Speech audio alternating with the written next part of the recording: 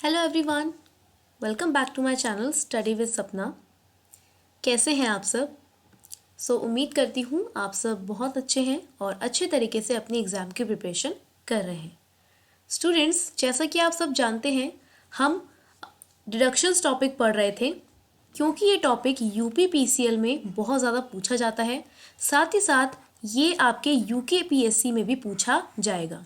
तो जो UK PSC की स्टूडेंट्स हैं, जो उत्तराखंड पब्लिक सर्विस कमीशन में असिस्टेंट अकाउंटेंट की प्रिपरेशन कर रहे हैं, वो स्टूडेंट्स भी इस लेक्चर को देख सकते हैं। ठीक है, और यूपी पीसीएल के स्टूडेंट्स तो ये लेक्चर अटेंड कर ही रहे हैं। तो आज के इस लेक्चर में हम रिमेनिंग डिडक्शंस को कंप्लीट करेंगे। काफ़ी सारी डिडक्शंस हमने कंप्लीट कर ली हैं, जैसे हमने 80C पढ़ ली, 80 ट्रिपल सी हो गई, CCE, CCD, D for dependent, D for doctor medical insurance, यहाँ पे डिपेंडेंट डिसेबल्ड, और ये सब चीज़ें हमने पढ़ी। E for education, E for electrical, E for education, और फिर होम लोन का था। फिर आपका था EE, जो इलेक्ट्रिकल व्हीकल की बात कर रही थी। 80G अब डोनेशंस की बात कर रहे हैं, और यहाँ से हमें अपने लेक्चर को क्या करना है, कंटिन्यू करना है। ठीक है, तो ये सब चीज़ें देखो हमने पढ़ चुकी हैं। जिन बच्चों ने नहीं पढ़ी हैं तो प्लीज़ डिस्क्रिप्शन बॉक्स में आपको लिंक मिल जाएगा, जाकर ये सारे टॉपिक्स को कवर कीजिए। आज हम बात करने वाले हैं डिडक्शंस फॉर 80G, जिसमें हम डोनेशंस की बात करेंगे। ठीक है, 80G, G फॉर डोनेशंस। तो यहाँ पर जब आप किसी चैरिटेबल इंस्टीट्यूट को क्या करते हो, डोनेशन देते हो, तो आप उसके लिए डिडक्शन क्लेम कर सकते हैं। ठीक है, तो देखिए ये जो डिडक्शन है ये हर एसएससी के लिए है। कोई भी एसएससी अगर किसी चैरिटेबल इंस्टीट्यूट में डोनेशंस दे रहा है तो वो 80G के अंडर एलिजिबल है डिडक्शंस क्लेम करने के लिए। कोई भी अमाउंट ऑफ डोनेशन की यहाँ पे रिस्ट्रिक्शन नहीं है, आप जितना भी अमाउंट चाहें उतना डोनेट कर सकते हैं। उसके बाद कोई स्पेसिफिक फंड को आपने पे किया होना चाहिए। कैश डोनेशन सिर्फ 2000 तक अलाउड है, उसके ऊपर आप जो भी डोनेशन करेंगे वो ऑनलाइन ही होनी चाहिए। अगर आपकी कैश डोनेशन है तो वो 2000 तक है तो चलेगी, लेकिन उसके ऊपर कोई भी कैश डिडक्शन अलाउड नहीं है, और प्रॉपर प्रूफ होना चाहिए आपके पास पेमेंट का। ठीक है, तो 80G जो बात करता है डोनेशंस, डोनेशन किसको, कोई सर्टेन चैरिटेबल इंस्टीट्यूशंस, हर एसएससी इसके लिए एलिजिबल है। 80G के अंदर लिमिट्स दी गई हैं, क्वालिफाइंग लिमिट। क्वालिफाइंग लिमिट का मतलब है कि मैक्सिमम लिमिट जो आप अवेल कर सकते हैं as a deduction. So donation without qualifying limit, कुछ ऐसे डोनेशंस हैं जो बिना क्वालिफाइंग लिमिट के हैं, और कुछ ऐसे डोनेशंस हैं जो क्वालिफाइंग लिमिट के हैं। अगर आप इस चीज़ को डिटेल में पढ़ना चाहते हैं 80G डिडक्शन के क्वालिफाइंग और विदाउट क्वालिफाइंग लिमिट को, तो आप गूगल पे सर्च करिए या फिर आप ICAI के मटेरियल से पढ़ सकते हैं। बट यूके पीएससी या फिर यूपी पीसीएल के लिए कभी भी इतना ज़्यादा नहीं पूछा जाता है। सिर्फ वो बेसिक पूछते हैं कि 80G डिडक्शन किस चीज़ के ऊपर बेस्ड है, कितना इसका अमाउंट है, क्या इसका कैश डोनेशन अवेलेबल है, कौन सा एसएससी इसका बेनिफिट ले सकता है। ये सारे पॉइंट्स बेसिकली पूछे जाते हैं, इसलिए मैंने इस चीज़ को ज़्यादा एक्सप्लेन नहीं किया है। सो यहाँ पर क्वालिफाइंग लिमिट का मतलब क्या है, 10% ऑफ एडजस्टेड GTI, यानी कि ग्रॉस टोटल इनकम, इसका आपने 10% लेना है, जो कि आपकी क्वालिफाइंग लिमिट बनेगी। देखिए ये मैंने चार्ट ऐड किया है। Deduction under section 80G 2 limits हैं। डोनेशंस आप कर सकते हो विदाउट क्वालिफाइंग लिमिट, और डोनेशंस आप कर सकते हो विद क्वालिफाइंग लिमिट, यानी कि यहाँ पर कुछ मैक्सिमम लिमिट्स आपको बताएगा, और यहाँ पर कोई भी लिमिट नहीं है डोनेशंस की। अगर आप इस कैटेगरी में आते हैं तो आप 100% डोनेशन क्लेम कर सकते हैं, और 50% डोनेशन भी क्लेम कर सकते हैं। अगर आपके पास कुछ लिमिट आ जाए, क्वालिफाइंग लिमिट आ जाए, तो आप डिडक्शन 100% डोनेशन की क्लेम कर सकते हैं, डिपेंड करेगा आपकी क्वालिफाइंग लिमिट पे, और 50% डोनेशन भी क्लेम कर सकते हैं, ये भी डिपेंड करेगा आपकी क्वालिफाइंग लिमिट पे। और क्वालिफाइंग लिमिट का मतलब है 10% of adjusted gross total income. ठीक है, सो 80G, G for donations, please ऐसे याद रखिएगा, G फॉर डोनेशंस। आपने क्या किया, डोनेशंस किए। नेक्स्ट है हमारे पास 80GG। 80GG, तो 80GG बात करता है हाउस रेंट के डिडक्शन के लिए। अगर आप HRA रिसीव नहीं कर रहे हैं और RFA भी रिसीव नहीं कर रहे हैं, house rent allowance and rent free accommodation, तभी आप इसका बेनिफिट ले सकते हैं। यानी कि इस डिडक्शन को अवेल करने के लिए आपके पास प्रूफ होना चाहिए कि ये दोनों ही चीज़ें आपको नहीं मिलती है ना। अवेलेबल किसके लिए है ये? इंडिविजुअल के लिए, सिर्फ एक इंडिविजुअल पर्सन इसका बेनिफिट ले सकता है। हाउस रेंट पेड के लिए ये अवेलेबल है डिडक्शन। HRA और RFA अगर आपने लिया हुआ है तब आप इसका बेनिफिट नहीं ले सकते। इसका जो डिडक्शन अमाउंट है या तो 5,000 पर मंथ होगा या 25% होगा आपकी एडजस्टेड टोटल इनकम का। और तीसरी है आपकी category excess of rent paid over 10% of adjusted total income. इसमें से जो सबसे लीस्ट अमाउंट होगी उतना आप डिडक्शन क्लेम कर सकते हैं। कितना? 5,000 per month, 25% of adjusted total income, excess of rent paid over 10% of adjusted total income, या फिर मैं कह सकती हूँ rent paid minus 10% of adjusted total income. तो 5,000 per month, 25% of adjusted total income, rent paid minus 10% of adjusted total income, जो भी least amount होगी उतना आप डिडक्शन क्लेम कर सकते हैं। एडजस्टेड टोटल इनकम के बारे में बताया है, ग्रॉस टोटल इनकम माइनस करेंगे कैपिटल गेन और उसमें से माइनस कर देंगे डिडक्शन, जो वैल्यू बचेगी वो कहलाती है आपकी एडजस्टेड टोटल इनकम। और डिटेल में पढ़ने के लिए आप इस वेबसाइट पे विजिट कर सकते हैं, टैक्स टू विन। ये वेबसाइट बहुत अच्छी है, इसमें आपको चार्ट्स के थ्रू अच्छे से डिडक्शंस एक्सप्लेन करी है। अगर आप और डिटेल में चीज़ें जानना चाहते हैं तो इस वेबसाइट को रेफर कर सकते हैं। बाकी मैंने चार्ट की फॉर्म में यहाँ पर भी चीज़ें ऐड करी हैं, जितना आपके एग्जाम के लिए रेलेवेंट है सिर्फ उतना मैंने यहाँ पर चीज़ें ऐड करी हैं। नेक्स्ट है आपकी 80GG एंड 80GG। तो यहाँ पर ये जो डिडक्शन है ये है अगर आप किसी पॉलिटिकल पार्टी में डोनेशन करते हैं। 80GGB एंड 80GGC, अगर आप किसी पॉलिटिकल पार्टी में पॉलिटिकल पार्टी में डोनेशंस करते हैं तो आप डिडक्शन क्लेम कर सकते हैं। शर्त ये है कि यहाँ पर डोनेशन के लिए एलिजिबल कौन होगा? एक Indian company. Who is eligible? Indian company. सिर्फ इंडियन कंपनी क्या कर सकती है? डोनेशन करके डिडक्शन क्लेम कर सकती है। किसको डोनेशन होगी? या तो आप पॉलिटिकल पार्टीज को करेंगे या इलेक्टोरल ट्रस्ट को, यानी कि जो इलेक्शन कमीशन या फिर जो भी इलेक्शन कंडक्ट करवाते हैं, तो कोई इलेक्टोरल ट्रस्ट हो गया या कोई पॉलिटिकल पार्टीज हो गई। एक्सेप्शन क्या है? डोनेशन अगर कैश में होगी तो अलाउड नहीं होगी, अगर कंट्रीब्यूशन काइंड में है तो भी अलाउड नहीं होगी, ठीक है ना। तो यहाँ पर कैश और काइंड दोनों ही नहीं चलने वाला। और कितना डिडक्शन अलाउड है? Full amount. फुल अमाउंट आप एज अ डिडक्शन क्लेम कर सकते हैं, ठीक है। तो ध्यान रखिएगा 80G सिर्फ बात करता है donations to charitable institution. 80GG बात करता है रेंट पेड। 80GG बात करता है जब आप किसी पॉलिटिकल पार्टी में क्या करते हैं? डिडक्शन करते हैं। और 80GGC जो नेक्स्ट स्लाइड है हमारी, ये भी आप पॉलिटिकल पार्टी में ही क्या कर रहे हैं? डोनेशन कर रहे हैं, इलेक्टोरल ट्रस्ट में ही डोनेशन कर रहे हैं, लेकिन यहाँ पर कोई भी पर्सन क्लेम कर सकता है other than local authority, AJP। ये दो लोग इसके लिए एलिजिबल नहीं है, बाकी हर एक पर्सन क्या कर सकता है? अप्लाई कर सकता है, ठीक है। आर्टिफिशियल जुरिडिकल पर्सन और लोकल अथॉरिटी, इनके अलावा कोई भी पर्सन हो, चाहे वो इंडिविजुअल हो या फिर कोई कंपनी हो या फिर कोई कोऑपरेटिव सोसाइटी हो, ये सारे लोग इसके लिए एलिजिबल हैं।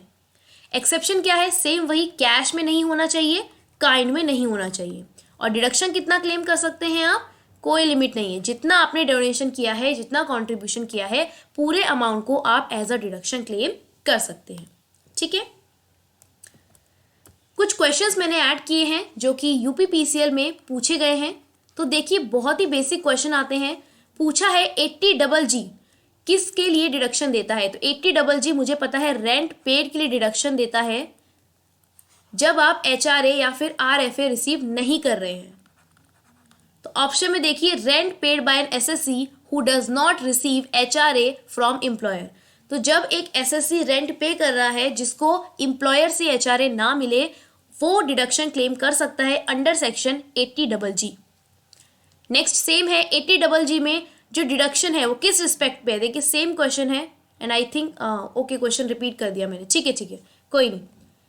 नेक्स्ट क्वेश्चन देखिए, 1961 की धारा 80GG या 80GG के अंतर्गत डैश को दान पर छूट दी जाती है।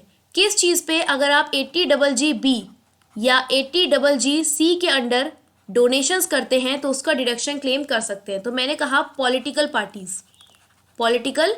पार्टीज या फिर क्या हो सकता है, कोई इलेक्टोरल ट्रस्ट, ठीक है। तो इसका आंसर हो जाएगा ऑप्शन नंबर सी। नेक्स्ट है कि रेंट पेड के लिए कौन सी डिडक्शन के लिए आप क्लेम कर सकते हैं? सो 80GG अभी ही हमने पढ़ी। इसके बाद डिडक्शन बचती है हमारी 80QQB। सो 80QQB, इस डबल क्यू को देख के आपको याद रखना है बुक्स, ठीक है। So deduction for royalty income of author की जो रॉयल्टी इनकम होती है उसके लिए आप डिडक्शन क्लेम कर सकते हैं, बट कुछ कंडीशंस है। क्या? It is available to resident individual and author of a book. ये किसके लिए अवेलेबल है? किसी ऐसे पर्सन के लिए जो इंडिविजुअल है, और सिर्फ ऐसे ही नहीं, रेजिडेंट इंडिविजुअल हमें चाहिए, और वो ऑथर है बुक का। Book of literary, artistic, science, nature, किसी भी तरीके की बुक हो सकती है। Income should be under his profession. Make sure कि जो वो इनकम चार्ज कर रहा है रॉयल्टी से वो अपने प्रोफेशन हेड के अंदर कंसिडर करे। इनकम आप लमसम कंसिडरेशन में भी डाल सकते हैं और एज अ रॉयल्टी या कॉपीराइट फीस में भी डाल सकते हैं। इसका जो डिडक्शन का अमाउंट है, या तो आप 100% रॉयल्टी क्लेम कर लें एज अ डिडक्शन, या फिर 3 लाख क्लेम कर लें, जो भी इनमें से लीस्ट अमाउंट होगी। तो इसका 3 लाख ध्यान रखिएगा, QQB, ठीक है। तो इसको उल्टा पढ़ेंगे तो ये बन जाएगा, के लगा दो इसके आगे, क्या बन जाएगा? बुक्स। बुक्स पे हमें क्या मिलती है? रॉयल्टी। डिडक्शन कितनी है? 100% या फिर 3 lakh, which ever is less. Next is 80RRB। अब 80RRB में पहले से आर है, ये रॉयल्टी मिल रही है बट पेटेंट्स पे, ठीक है। ये भी आपके रेजिडेंट इंडिविजुअल के लिए ही अप्लाई होगी। आपका पेटेंट रजिस्टर होना चाहिए पेटेंट एक्ट 1970 के अंदर, and gross total income of the previous year includes royalty. जितनी भी आपने GTI निकाली है उसमें रॉयल्टी इंक्लूड होना चाहिए, और इसके लिए भी सेम आपकी लिमिट है 100% या फिर 3 lakh, which ever is minimum. तो ध्यान रखिएगा, चाहे 80QQB हो, 80RRB हो, दोनों रॉयल्टी के ऊपर बात करता है। ये वाला बुक्स के ऊपर के लिए कहता है, और ये कहता है आपके पेटेंट्स के ऊपर। दोनों ही इंडिविजुअल रेजिडेंट के लिए है, दोनों की लिमिट सेम है, ठीक है। नेक्स्ट है 80TTA। डबल TA बात करता है जो भी इंटरेस्ट आप अर्न करते हैं फ्रॉम योर सेविंग्स अकाउंट। आपने एक सेविंग अकाउंट ओपन किया, उससे आपको इंटरेस्ट रिसीव हो रहा है।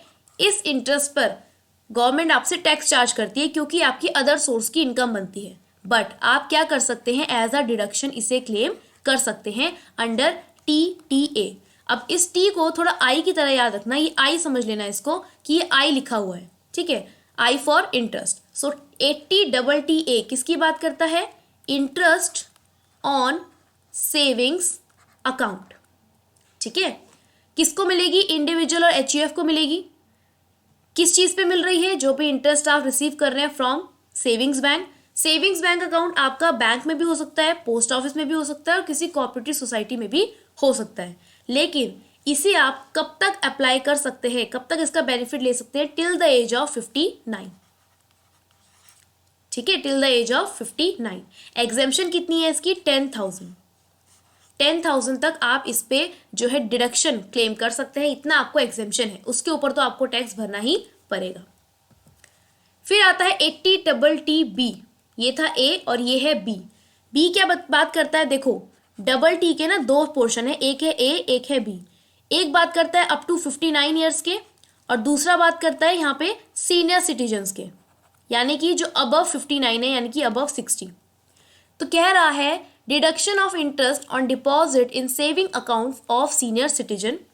बेनिफिट किसको मिलेगा? सीनियर सिटीजन को। डिडक्शन किस लिए है? इंटरेस्ट फ्रॉम इनकम, FD या सेविंग्स बैंक, दोनों से ही अगर आप क्या कर रहे हैं? इंटरेस्ट अर्न कर रहे हैं, अप टू 50,000 तक आप क्या कर सकते हैं? डिडक्शन क्लेम कर सकते हैं, ठीक है, क्लियर। चाहे आप एफडी के थ्रू कराएं, फिक्स डिपॉजिट या फिर सेविंग्स अकाउंट से इंटरेस्ट रिसीव करें, आप डिडक्शन अलाउ कर सकते हैं 50,000 तक, TTA एंड TTB।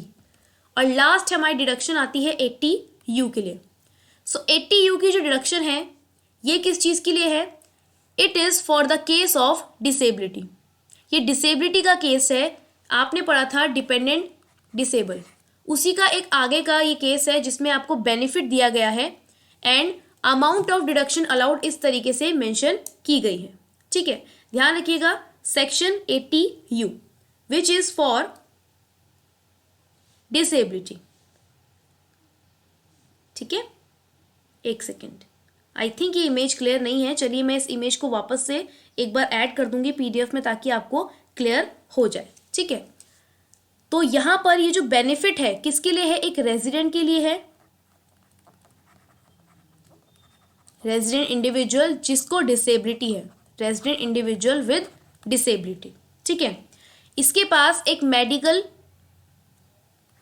अथॉरिटी से क्या होना चाहिए? सर्टिफिकेट होना चाहिए।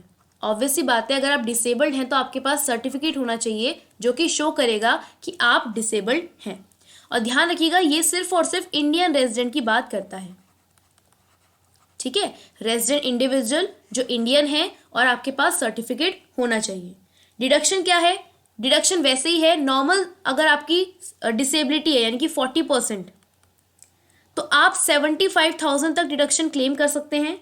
अगर आपकी जो डिसेबिलिटी है वो 80% से ज़्यादा है तब आप 1,25,000 का डिडक्शन क्लेम कर सकते हैं। ठीक है, इस तरीके से यहाँ पर चीज़ें हैं। अब जो डिसेबिलिटी है उसमें यहाँ पे पॉइंट्स लिखे गए हैं, जैसे कि आपको ब्लाइंडनेस हो, लो विजन हो, या फिर कोई मेंटल रिटार्डेशन हो, हेयरिंग इम्पेयरमेंट है और आपकी कोई मेंटल इलनेस है, उस चीज़ के लिए आप क्या कर सकते हैं? इसमें डिडक्शन क्लेम कर सकते हैं। ठीक है, तो उन डिडक्शंस में और डिडक्शन में, इस डिडक्शन में क्या था? वहाँ पे था डिपेंडेंट डिसेबल, कोई डिसेबल पर्सन जो आप पे डिपेंडेंट है। यहाँ पर आप खुद के लिए क्या कर रहे हैं? डिडक्शन क्लेम कर रहे हैं। ठीक है, इसको मैं दोबारा से ऐड कर दूंगी ताकि इमेज आपको क्लियर हो जाए। अब देखिए, कुछ क्वेश्चंस दिए हुए हैं जो कि UPPCL में पूछे गए थे। बहुत ही नॉर्मल क्वेश्चन है। बोला है 80TTB में, देखो एक तो A था एक B था। A में क्या था? अप टू 60 यानी कि 59, और B में था 60 ईयर्स। पूछ रहा है कितना डिडक्शन क्लेम कर सकते हैं। सो 59 वाले में था 10K 10,000 और 60 में है आपके 50K, तो आंसर कितना हो जाएगा? 50,000 डिडक्शन। नेक्स्ट बोला है 80QQB में मैक्सिमम अमाउंट ऑफ डिडक्शन कितना अप्लाई कर सकते हैं। सो QQB is for royalty on books, और इसकी अमाउंट कितनी थी? 100% ले लो या तो डिडक्शन क्लेम कर लो, या फिर 3 lakh, which ever is less. So correct answer will be ₹3 lakh.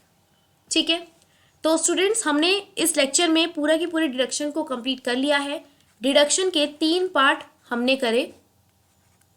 पहले पार्ट में हमने 80C वाली डिडक्शंस को डिस्कस किया, सेकंड पार्ट में हमने 80E वाली डिडक्शन को डिस्कस किया, और आज थर्ड पार्ट में हमने 80G से लेकर रिमेनिंग 80U तक सारी डिडक्शन को डिस्कस कर लिया है। ठीक है, अगर आप इस चीज़ की PDF चाहते हैं तो आपको मेरे टेलीग्राम चैनल पे वो PDF मिल जाएगी।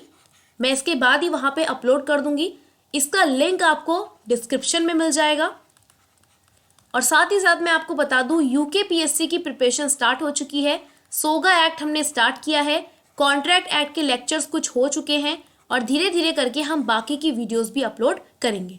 तो आई होप यहाँ तक हर एक चीज़ आपको क्लियर है और अच्छे से समझ आई है। सो अगर वीडियो पसंद आई है तो प्लीज़ वीडियो को लाइक कीजिए, अपने फ्रेंड्स के साथ शेयर कीजिए और चैनल को सब्सक्राइब कीजिए। I will see you in the next video. तब तक के लिए बाय बाय, टेक केयर।